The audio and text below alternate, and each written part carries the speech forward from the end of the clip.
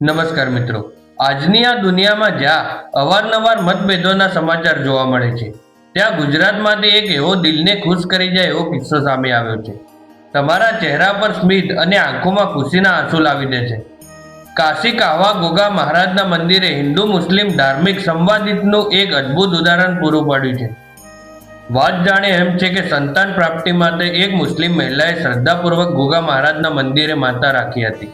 તેમનો વિશ્વાસ અને આસ્થા ફળીભૂત થઈ અને તે મહિલાને દીકરાની પ્રાપ્તિ થઈ. આ ખુશીના અવસર પર તે પરિવાર મંદિરે પહોંચ્યો અને બાળકનું નામકરણ પણ સીધું ગોગા મહારાજના મંદિરમાં જ કરવામાં આવ્યું. હા મિત્રો, આ પ્રસંગ માત્ર એક નામકરણ નથી, પણ તે આપણને શ્રદ્ધા, માનવતા અને આપસી પ્રેમ, ભાઈચારો એક ખૂબ જ મોટો સંદેશ આપે છે.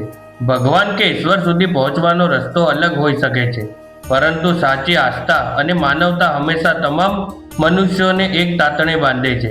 આવા બનાવો સાબિત કરે છે કે આપણો સમાજ આજે પણ પ્રેમ અને ભાઈચારા પાયા પર ટકેલો છે.